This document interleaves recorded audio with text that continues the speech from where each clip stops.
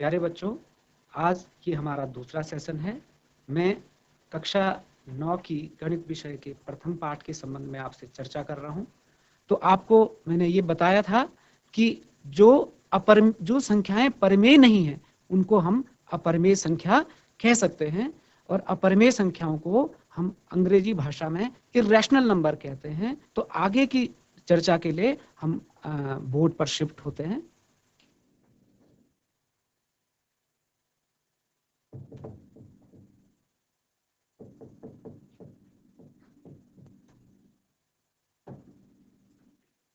Irrational numbers या अपरिमेय संख्याएं।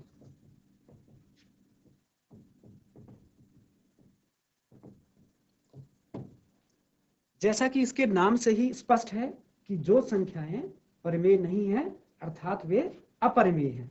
तो किस प्रकार की संख्याएं अपरिमेय होंगी? जैसे √2, √3, √15, पाई, और आगे चल करके आप एक संख्या और सीखेंगे ई। ये सभी संख्याएं p/q के रूप में नहीं लिखी जा सकती हैं, इसलिए हम इनको अपरिमेय संख्याएं कहते हैं। अब जब भी हमारा अपरिमेय संख्याओं के संदर्भ में जब भी हम वर्गमूल चिन्ह का प्रयोग करेंगे तो वर्गमूल से हमारा आशय होगा धनात्मक वर्गमूल। क्योंकि प्यारे बच्चों, आप जानते हैं कि जैसे हमको संख्या 4 का वर्गमूल ज्ञात करना है तो 4 के वर्गमूल के 2 मान होते हैं, प्लस एंड -2, या यूं कहें कि (2) अथवा (2).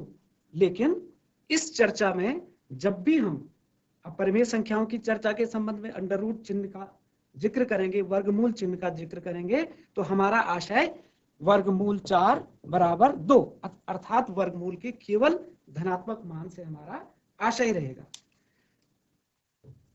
जो संख्या पाई है, इसके संदर्भ में आपने सुना है, पाई की व्याख्या हर बच्चे से अपेक्षित रहती है कि उसको 9वीं कक्षा में पाई क्या संख्या है इसके बारे में जानकारी हो। तो आपको मैं बता दूं कि पाई को हम किस प्रकार से परिभाषित कर सकते हैं।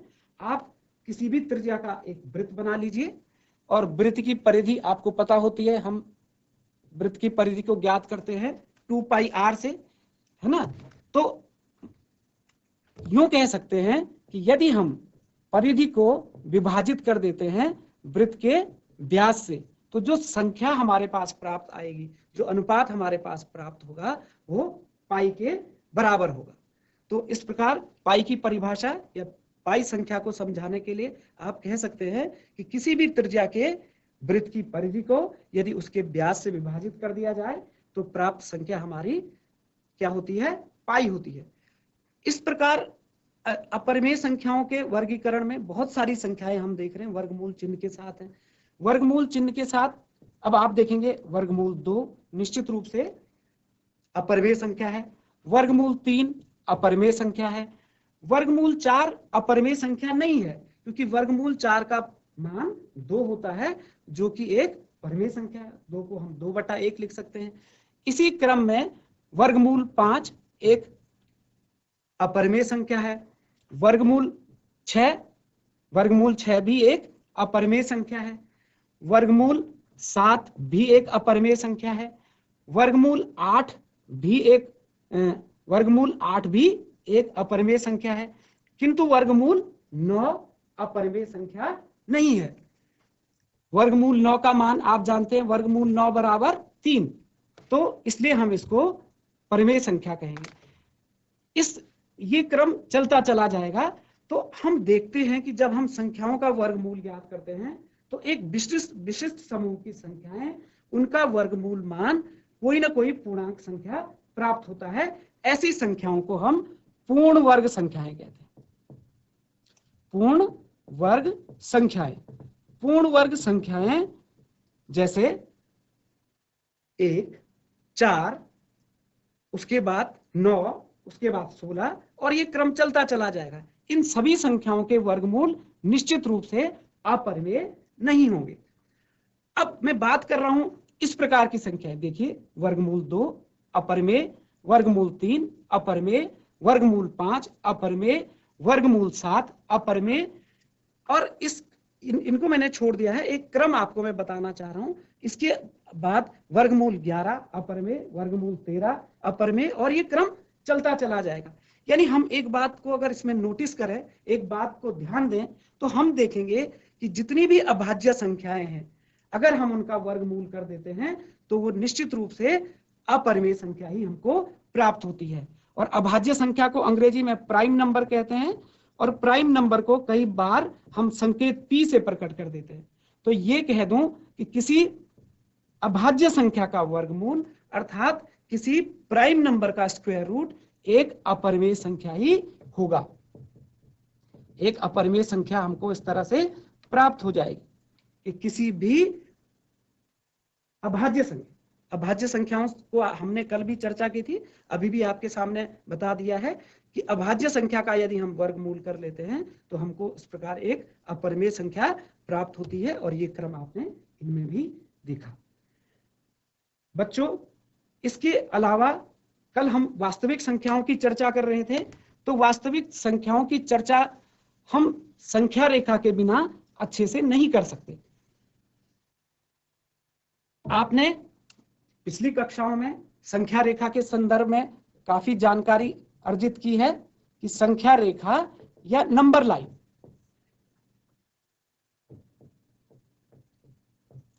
किंतु आपकी ये जानकारी आपके पाठ्य विषय तक ही सीमित थी। आपको इसके बारे में अधिक व्यापक रूप से पिछली कक्षाओं में नहीं बताया गया है।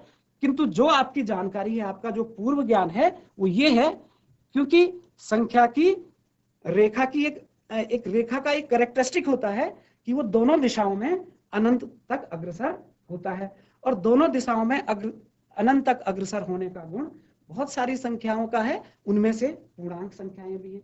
तो पूर्णांक संख्याओं पर विभिन्न संक्रियाओं को समझने के लिए, पूर्णांक संख्याओं के जोड़, पूर्णांक संख्याओं का घटाना और इस तरह की अन्य संक्रियाओं को समझने के लिए हमने एक संख्या रेखा निरूपित की थी। एक रेखा बनाई और उस पे बराबर दूरी पर, मसलन आप 1 सेंटीमीटर ले सकते हैं, आप 2 सेंटीमीटर ले सकते हैं, बराबर दूरी पर हमने पूर्णांकों को अंकित कर दिया। रेखा के मध्य में लगभग 0 अंकित करके दाहिनी तरफ धनात्मक मानते हुए 1, 2, 3, 4, 5, और क्योंकि ये एरो, ये जो तीर का निशान है रेखा पर, ये दर्शा रहा है कि ये अनंत तक जाएगी, तो इससे स्पष्ट है कि हमारे धनात्मक पूर्णांक भी अनंत तक अग्रसर होंगे। इसी प्रकार बाईं दिशा में बराबर दूरी पर ऋण 1, ऋण 2, ऋण 3, ऋण 4 और इसी क्रम में ये भी अनंत तक अग्रसर होंगे। लेकिन आप अभी जब परिमेय संख्याओं के संदर्भ में हमने चर्चा की तो हमने देखा कि 1/2 भी एक संख्या है, परिमेय संख्या है।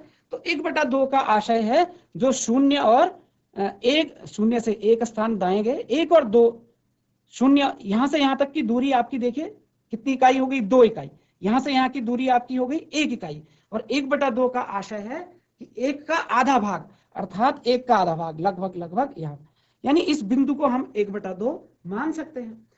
तो मेरा कहने का आशय ये है कि इस रेखा पर ये 1/2, इसी प्रकार सारी भिन्नात्मक संख्याओं को, सारी दशमलव संख्याओं को हम इस संख्या रेखा के ऊपर निरूपण कर सकते हैं। और उस निरूपण के पश्चात भी देखिए बहुत बड़ी बात है, सारी परिमेय संख्याओं को इस संख्या रेखा पर निरूपित करने के पश्चात भी हमारे पास बहुत सारे वॉइड्स बच जाएंगे, बहुत सारी रिक्तियां बच जाएंगी। और वो रिक्तियां अर्थात वो बिंदु जो छूट जाएंगे वो अपरिमेय संख्याओं को व्यक्त कर रहे होंगे।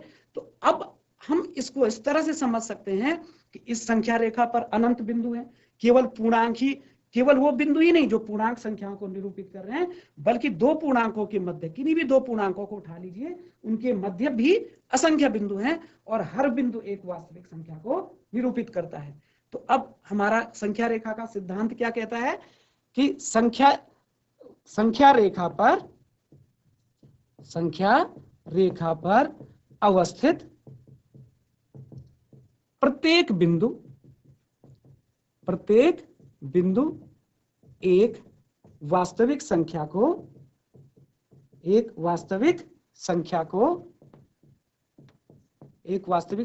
प्रकट करता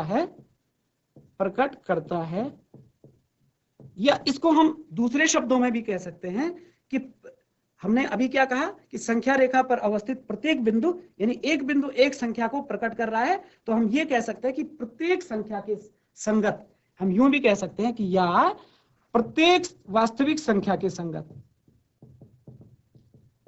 प्रत्येक वास्तविक संख्या के संगत संख्या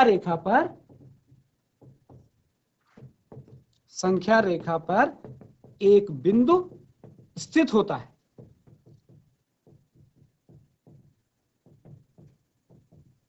ये एक ही कथन है, इसको हमने दोनों दिशाओं में व्यक्त किया, यानी कि इस रेखा के ऊपर का प्रत्येक बिंदु एक संख्या को प्रकट कर रहा है, और यूं कहें कि प्रत्येक वास्तविक संख्या के संगत इस रेखा के ऊपर एक बिंदु अवश्य है। तो हम अब इस संख्या रेखा को वास्तविक संख्या रेखा भी कह सकते हैं। इस संख्या रेखा का हम एक नाम दे सकते हैं, वास्तविक संख्या रेखा, या अंग्रेजी भाषा में हम इसको कहेंगे रियल नंबर लाइन। परिमेय संख्याओं के निरूपण का आपको संक्षिप्त आइडिया आ गया है, और इसको हम थोड़ा देर बाद नए टॉपिक में फिर से लेंगे। अभी हम चर्चा करेंगे कि किस प्रकार हम अपरिमेय संख्याओं का निरूपण किसी संख्या रेखा पर करेंगे। तो प्यारे बच्चों, जैसे हमने बात की कि एक छोटी सी अपरिमेय संख्या हमारे पास है वर्गमूल 2। तो अपरिमेय संख्या वर्गमूल 2 का संख्या रेखा पर निरूपण, यानी हम ये कोशिश करेंगे कि √2 को किसी संख्या रेखा पर किस प्रकार दर्शाया जा सकता है। देखिए, हम एक संख्या रेखा खींचते हैं। पैमाना आप पर निर्भर करता है कि आप पैमाना क्या लें। अगर आपको चित्र स्पष्ट बनाना है, बड़ा बनाना है, तो आप 5 सेंटीमीटर जो आपकी स्केल में होता है उसको एक इकाई मान सकते हैं। 5 सेंटीमीटर पे एक, फिर अगले 5 सेंटीमीटर पे 2 अगले। अगर आप छोटा बनाना चाहते हैं तो आप 1 सेंटीमीटर ले सकते हैं, वो आप पे निर्भर करता है। तो हम क्या करते हैं, संख्या रेखा पर, जैसे आप पिछली कक्षाओं में करते आए, पूर्णांक संख्याओं को प्रकट कर देते हैं। मैं थोड़ा सा दूर बनाऊंगा। यहाँ पर हमारे पास संख्या 1 है, ये हमारे पास संख्या 2 है, और ये क्रम चलता चला जाएगा। ये -1 है और ये -2 है। जिन बच्चों को वर्गमूल 2 के बारे में वर्गमूल ज्ञात करना आता है, आप इसका मान समझ सकते हैं कि लगभग 1.4 से अधिक ही होगा। अर्थात 1.4 का अर्थ है कि 1 और 2 के बीच में कहीं ना कहीं इसकी अवस्थिति होनी चाहिए। तो हम क्या करते हैं, ये देखिए, इसके लिए हम पाइथागोरस प्रमेय का प्रयोग कर सकते हैं।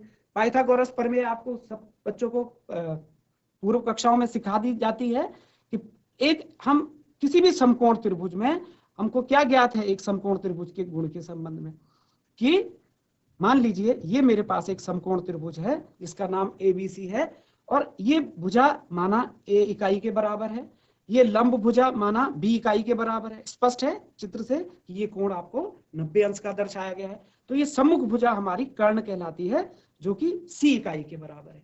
A इकाई, B इकाई और C इकाई। इस समकोण त्रिभुज की इन 3 भुजाओं के माप में जो खूबसूरत संबंध होता है, उसी को हम पाइथागोरस प्रमेय के नाम से जानते आए हैं। तो हम ये कह सकते हैं कि C का square equals to A square plus B square, अर्थात सबसे बड़ी भुजा का वर्ग कर्ण का वर्ग बराबर आधार का वर्ग धन लंब का वर्ग। इस सिद्धांत का हम यहां पर निरूपण करने में प्रयोग कर सकते हैं। देखिए कैसे, ये 1 इकाई है। अगर इसी इकाई का मैं प्रकार पेंसिल की सहायता से 1 इकाई का इस पर लंब खींच दूं, समकोण बनाने की दृष्टि से 1 इकाई का मैंने इस तरह से लंब खींचा, जितना ये है इतना ही है, और इन दोनों बिंदुओं को मिला दिया। अब एक आप देखिए, जब लंब खींचा गया है, ये 1 इकाई, ये 1 इकाई, तो अपनी सुविधा के लिए इन बिंदुओं को भी कुछ आप नाम दे सकते हैं। मसलन ये बिंदु O, ये बिंदु 1 है कहा जा सकता है, इस बिंदु को हम B कह सकते हैं। तो अब हम कहेंगे OAB एक समकोण त्रिभुज है जिसका आधार 1 इकाई है, जिसका लंब 1 इकाई है। तो इसके कर्ण के बारे में आप क्या कहेंगे, इसी सूत्र से, इसी पाइथागोरस प्रमेय के आधार पर हम कह सकते हैं कि c का स्क्वायर, मान लो ये c है, तो ये a का मान हमारे पास एक हो गया, 1 का स्क्वायर, b का मान भी हमारे पास 1 हो गया, तो 1 का स्क्वायर, 1 का स्क्वायर आपको पता है 1 होता है, तो 1 + 1 this is 2, c square equals to 2, therefore c equals to √2। हालांकि यहाँ पर c के 2 मान आएंगे, लेकिन मैंने आपको बताया कि हमारा आशय यहाँ पर वर्गमूल के संबंध में धनात्मक वाली स्थिति से हमने √2 को प्लॉट करना है। तो c का मान निश्चित रूप से ये किसके बराबर हो जाएगा, √2 के बराबर। तो हमने देखा कि इस समकोण त्रिभुज में यदि आधार 1 इकाई, लंब 1 इकाई, तो कर्ण √2 इकाई के बराबर हमको प्राप्त होता है। अब वृत्त का सिद्धांत भी हम इसमें प्रयोग करेंगे। वृत्त की क्या खूबसूरती होती है कि अगर उसके केंद्र से हम परिधि पर अवस्थित किसी भी बिंदु की दूरी मापें तो वो सदैव त्रिज्या के बराबर ही रहेगी।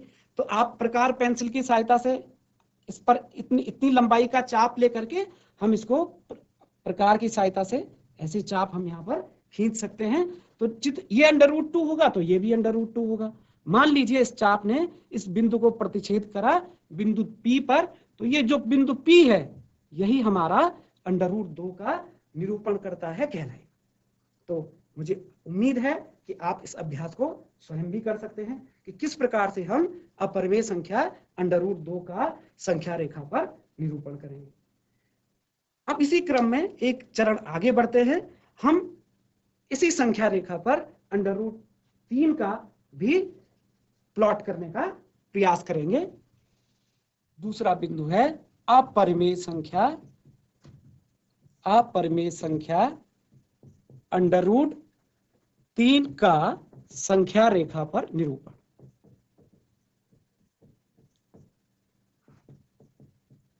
To draw √3 on the number line. तो देखिए सबसे पहले हम इसी क्रम में संख्या रेखा बनाते हैं जैसे इससे पहले बनाया था। इसके लगभग बीच में हमने मूल बिंदु यानी 0 को अंकित किया, इधर ऋण 1, ऋण 2 और यहाँ पर 1, यहाँ पर 2, यहाँ पर 3 और ये क्रम आगे चलता चला जाए। आप देखिए √3 को प्लॉट करने के लिए भी हमको किसकी आवश्यकता होगी। थोड़ा देर पहले हमने यहाँ पर पाइथागोरस प्रमेय से जिक्र करा था कि c का वर्ग निकल कर आता है a का वर्ग प्लस b के वर्ग के बराबर। अब देखिए हमको ऐसी युक्ति करनी है कि c का मान √3 प्राप्त हो, अर्थात c का मान हम चाह रहे हैं √3। तो इसके लिए आपको एक भुजा उस समकोण त्रिभुज की आधार और लंब में से एक भुजा आपको √2 रखनी होगी और एक भुजा 1 हो सकती है।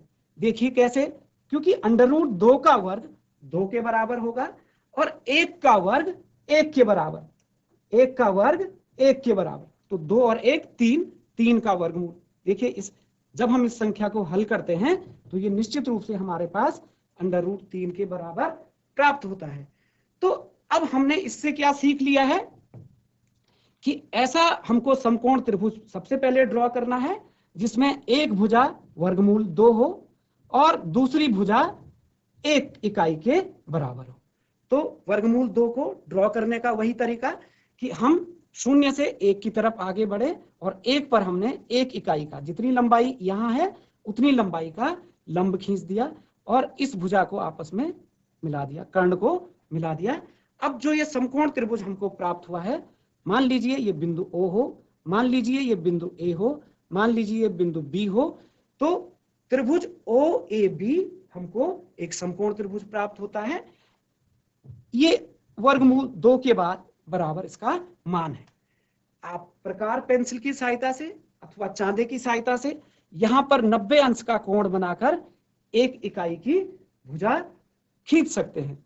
तो 1 इकाई अर्थात जितनी लंबाई इसकी है, इस भुजा के साथ, इस वाली भुजा के साथ 90 अंश का कोण बनाते हुए हमको 1 इकाई की भुजा खींचनी है। मान लीजिए ये बिंदु C तक गई और अब क्योंकि ये 90 अंश है तो जब भी आपको 90 अंश का कोण दर्शाना हो तो हम इस तरह के चिन्ह का प्रयोग कर सकते हैं। अब जब मैं ओ से सी को मिलाऊंगा, ओ से सी को मिलाऊंगा सीधी रेखा से, स्केल की सहायता से, तो ओ से सी को मिलाने पर ये भुजा मुझे वर्गमूल 3 के बराबर प्राप्त होगी। क्योंकि देखिए पुनः समकोण त्रिभुज ओ बी सी में ये कर्ण है, ये आधार है। आपने देखा हमने नीचे कैलकुलेशन की है कि √2 का स्क्वायर प्लस 1 का स्क्वायर और इन दोनों का वर्गमूल मिला के ये भुजा हमारी √3 के बराबर प्राप्त हुई। अब जैसे पिछले अभ्यास में किया था कि हमने वृत्त के गुण का प्रयोग किया, अर्थात चाप, हम इसको चाप लगाना भी कहते हैं, कि यहां से यहां तक प्रकार पेंसिल की सहायता से हमने एक चाप लगाया इस त्रिज्या का, और वो चाप आप यहां प्रतिच्छेद करता हुआ दिखेगा लगभग इस बिंदु पर। तो ये बिंदु जो निकल करके आएगा, इस बिंदु को हम P कह सकते हैं, और O से P की लंबाई हमारी √3 के बराबर होगी। अर्थात ये P बिंदु जो हमने यहाँ पर दर्शाया है, ये अपरिमेय संख्या वर्गमूल 3 का यानी √3 का निरूपण कर रहा है। तो ये बड़े रोचक अभ्यास हैं प्यारे बच्चों।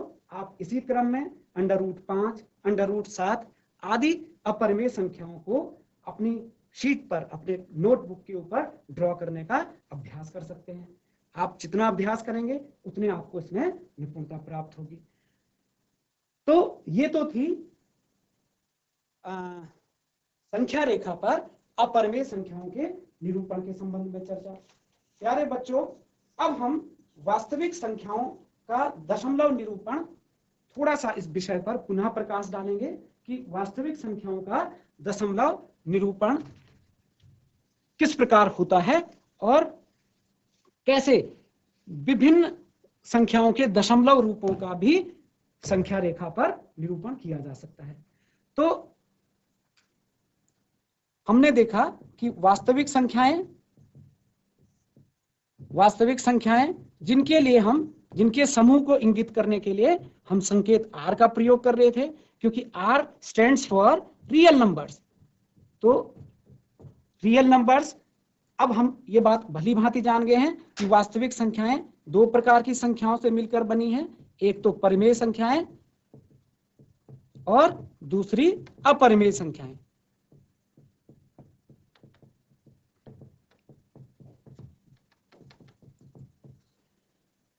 परिमेय संख्याएं और अपरिमेय संख्याएं।